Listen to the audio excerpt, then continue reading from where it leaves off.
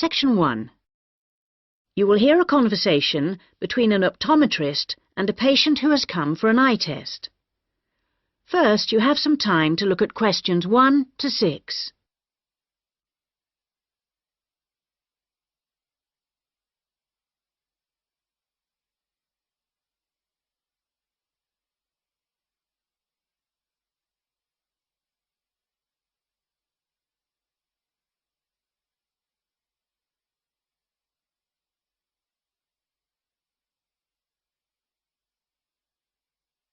You will see that there is an example that has been done for you. On this occasion only, the conversation relating to this will be played first. Good morning. Can I help you? Yes, I'm here for an appointment at 10 o'clock with the optometrist. I'm a little early. I know it's only 10 to 10. Are you Simon Lee? Yes, I am. The time of the appointment is 10 o'clock. So 10 a.m. has been written in the space. Now we shall begin. You should answer the questions as you listen, because you will not hear the recording a second time. Listen carefully and answer questions 1 to 6. Good morning. Can I help you? Yes, I'm here for an appointment at 10 o'clock with the optometrist. I'm a little early. I know it's only 10 to 10. Are you Simon Lee? Yes, I am. I'm Rachel White, the optometrist here today. Come in and take a seat. Thanks. Before we test your eyes, I just need to get a few details from you. So, Simon, what's your full name? Simon Anthony. That's A-N-T-H-O-N-Y. And my family name is Lee. L-E-E. And your date of birth, Simon? The 1st of June, 1989.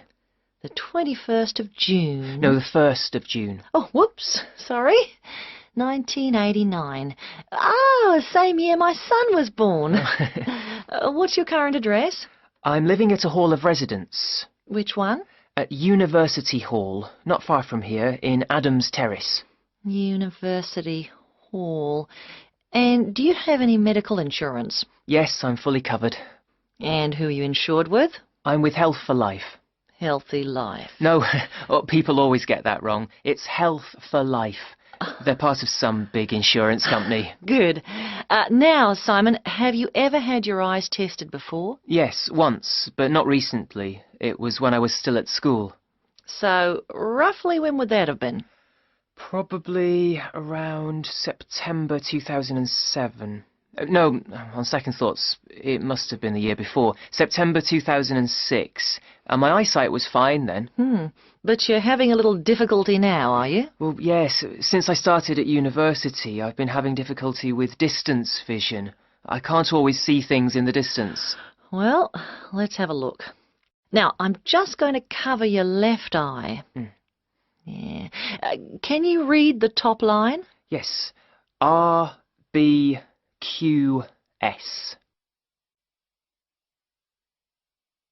Before you hear the rest of the conversation, you have some time to look at questions 7 to 10.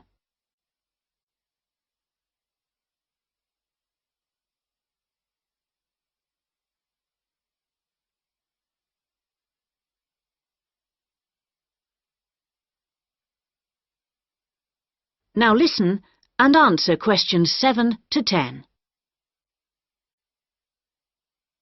Well, Simon, your eyes have obviously got a little worse since your last test, and I think you're going to need to wear glasses.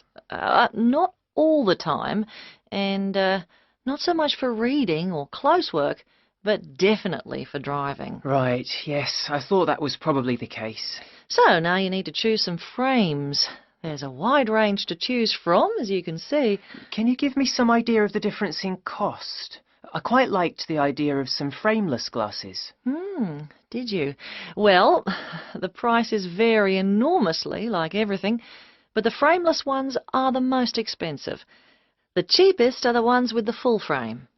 Perhaps I'd better go for those. Or why not try these ones with the half frame? They're not too bad. Yes, they look quite nice, and they're strong. Far less likely to break than the frameless ones. Oh, that's a good point. OK, I think I'll take those ones. If you pop back next Monday, I should have them ready for you, and you can pay for them when you pick them up. Thanks very much. Can I pay by credit card? You can, but there'll be a slight charge if you do that. Right, I'll pay by cash then, if you don't mind. No problem. Cash, credit card, debit card, all the same to us. See you on Monday. That is the end of section 1. You now have half a minute to check your answers.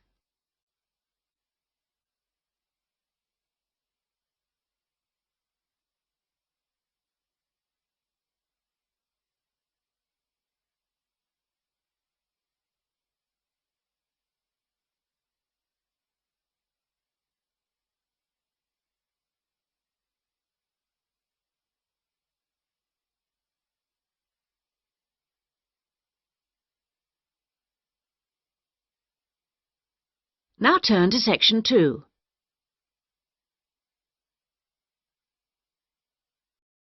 Section 2.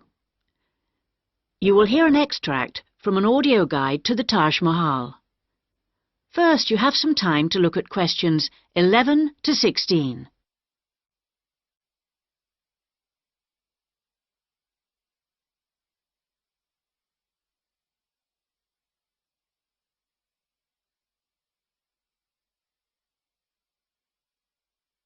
Now listen carefully and answer questions 11 to 16. Welcome to our audio tour of the Taj Mahal. The Taj Mahal is the most popular tourist attraction in India. It's also one of the most spectacular buildings of the world and is considered as a symbol of love. But how many people realize that it was actually built as a tomb or burial place for the emperor's wife? The Taj Mahal was built by the Mughal Emperor Shah Jahan to commemorate his beloved wife Mumtaz Mahal when she died. And although this was not his original intention, for he had planned to build a black marble tomb for himself, they both lie side by side in the tomb today. Emperor Shah Jahan's two greatest passions were architecture and jewelry, and both are represented here in all their splendor. The most skilled architects and craftsmen came from across India and countries as far away as Persia and Turkey. Much of the structure was built in white marble that was carried by 1,000 elephants all the way from the Indian region of Rajasthan, some 300 kilometers away. Crystal and jade came from China, sapphires from Sri Lanka, and turquoise from Tibet. But there's a lot more to the Taj Mahal than just the tomb. So let's have a look at the overall plan before we take a walk through the magnificent gardens. Your tour begins here, at the point marked with an X on the plan. This is known as the main gateway. Walk through the gate and you come into an elaborate garden. There are 2 marble canals studded with fountains which cross in the center of the garden, dividing it into 4 equal squares. Each of these 4 quarters is then subdivided into flower beds, so there are 16 flower beds altogether. The tomb stands majestically at the north end, not in the center, as you might have expected. Instead, at the center of the garden, halfway between the tomb and the gateway, there's a raised pond which provides a reflection of the Taj Mahal. It's a magnificent sight. On either side of the tomb, there are buildings made of red sandstone. The one to the west, to the left on our plan, is a mosque. It faces towards Mecca and is used for prayer. On the east side of the Taj is a building known as the Rest House. It's like the twin of the mosque, but because it faces away from Mecca, it was never used for prayer. Before you hear the rest of the guide, you have some time to look at questions 17 to 20.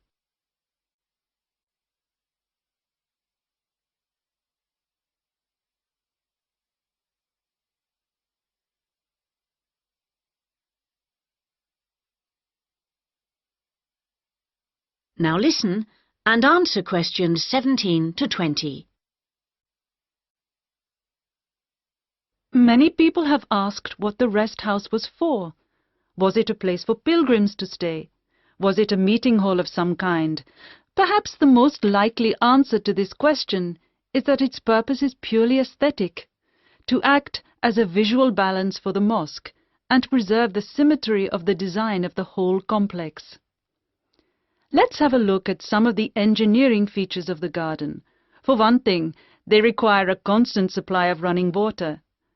When it was built, water was drawn from the river manually, using an elaborate rope and bucket system, pulled by a team of bullocks. The water was then brought through a broad water channel and held in a number of supply tanks. These tanks were at varying heights off the ground and were ingeniously designed to store the very large amounts of water required. Using an elaborate system of underground pipes, the water was then distributed from the supply tanks to each of the fountains. To ensure that the water pressure was the same throughout the garden, there was a copper pot under each fountain connected to the water supply. It was undoubtedly a brilliant system. That is the end of section 2. You now have half a minute to check your answers.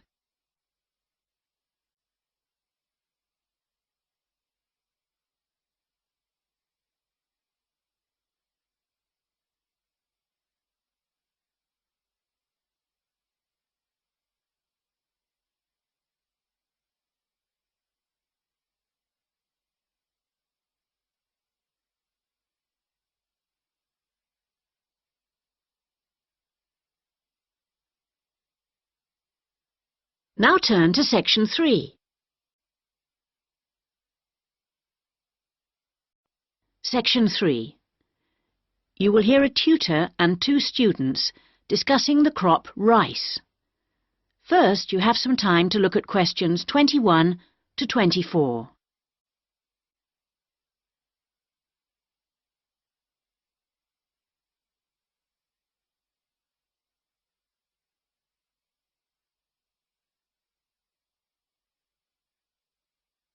Now listen carefully and answer questions 21 to 24.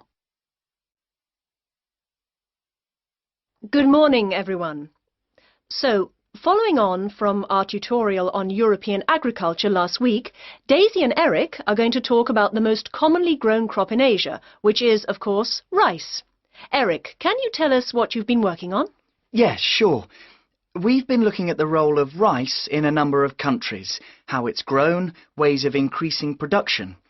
As I'm sure you know, rice is the staple diet throughout Asia and, in fact, 90% of the world's rice is grown and eaten there.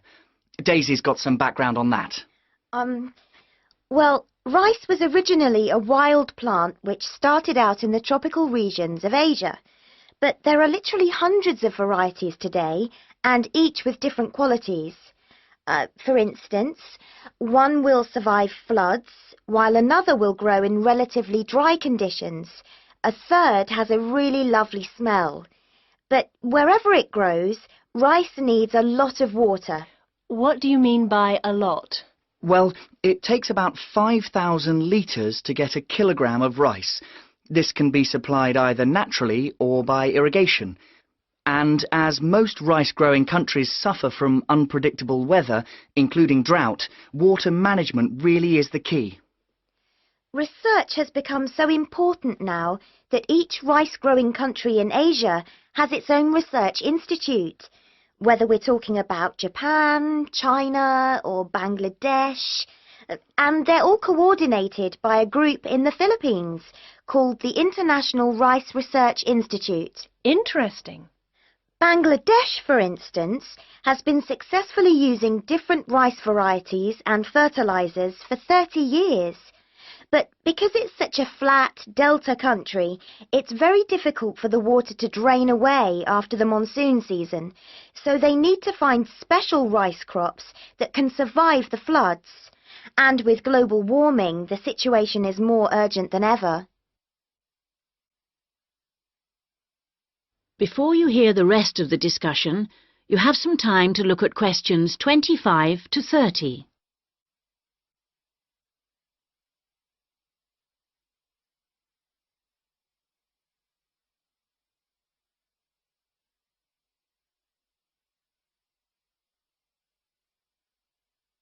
Now listen and answer questions 25 to 30.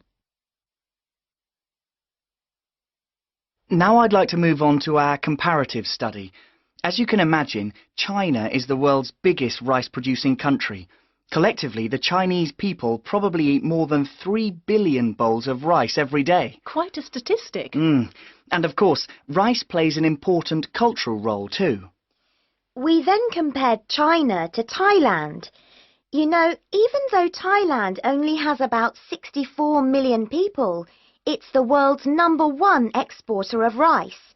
Not China, as you might imagine. Is that so? Yes, they send their rice everywhere, in particular to Europe, as well as Africa and the Middle East.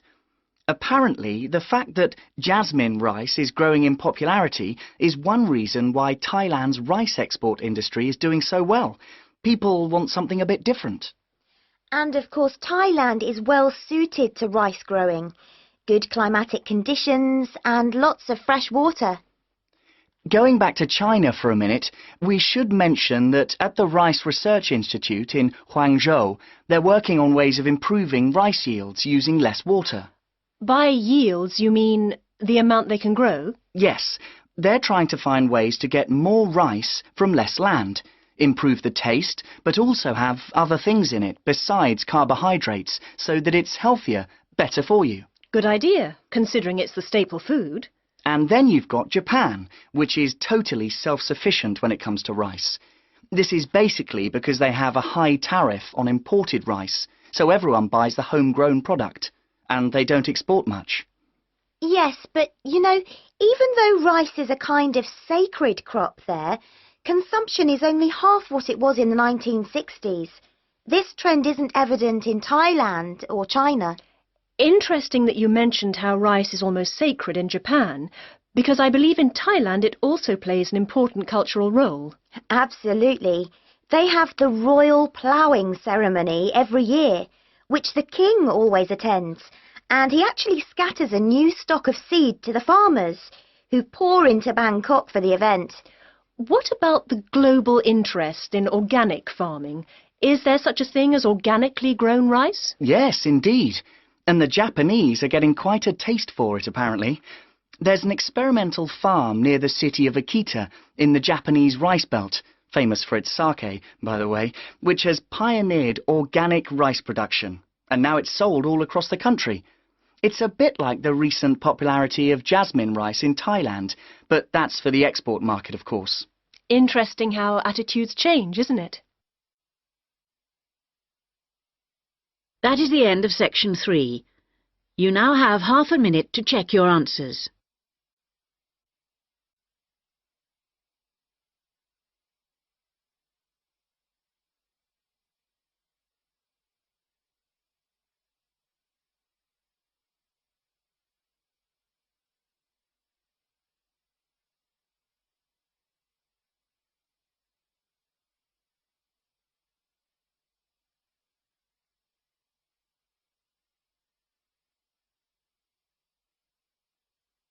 Now turn to section 4.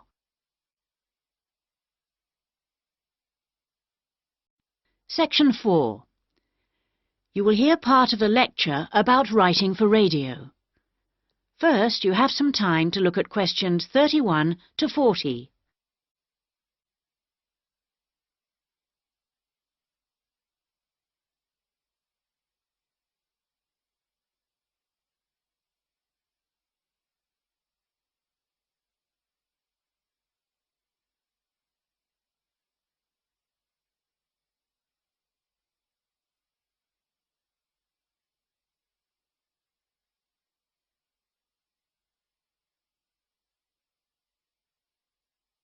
Now listen carefully and answer questions 31 to 40. We're going to move on today to look at some of the key principles of writing for radio. Of course, the main thing that you have to remember is that a radio script is not written to be read, but to be spoken and heard. Now, putting this into practice is more difficult than it seems, because writing as we speak involves abandoning many of the normal rules of writing that have been taught to us from an early age. This is because we need to concentrate on how the piece sounds. Written words convey information, but they don't convey the full meaning of what you want to say. They don't tell you what to emphasize, what speed something should be read at, or where the pauses should come. So these have to be indicated in a script. Whatever is said on radio, whether it's a link to a magazine program, a film review, or even a voice piece in the news, needs to sound as if it's coming from the mind of the speaker, almost like part of a conversation, rather than something that's being read. Before you begin to write, it's a good idea to know who you're talking to visualize a typical member of the radio station's audience. If you're writing a film review for a local audience, for example, think about how you'd tell your grandmother about the film. Or if you're reviewing a pop concert, think about how you'd tell your friend about the band. The words have much more impact if each person feels they're being spoken to directly. So your tone needs to be informal. Rather than using impersonal words like listeners or the audience, you can make it more informal. Include them in what you're saying by referring to us and we. Once you know who you're talking to, the next thing is to work out what you're going to say. Don't forget that the person listening to you has no opportunity to ask questions. And in the same way, you can't repeat what you've just said. For these reasons, it's important that your script is logical and progresses smoothly. Too many facts too close together will cause confusion, so space them out evenly. The best scripts allow listeners to visualize what you're describing. For example, instead of giving the physical dimensions of a field, describe it as being the size of, say, a football pitch. If you're talking about a tall building, relate it to perhaps a 10-story block of flats. Now, all scripts need something that will grab the attention of the listener. You need something that'll make them say, "Hey, I want to stop and listen to this." So the first sentence has to do this for you. It needs to be intriguing, interesting, and then it needs to be backed up by a second sentence that explains what you're talking about. The last sentence should also give your listeners food for thought and can be in the form of a question or a statement that sums up the item.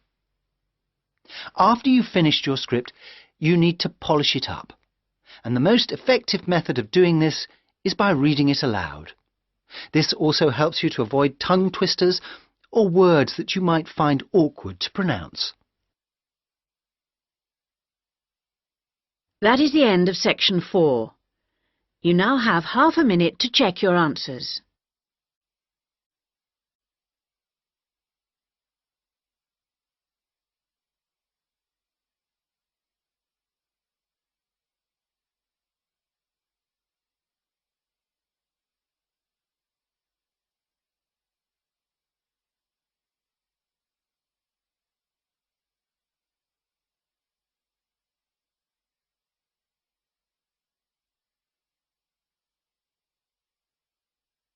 That is the end of the listening test.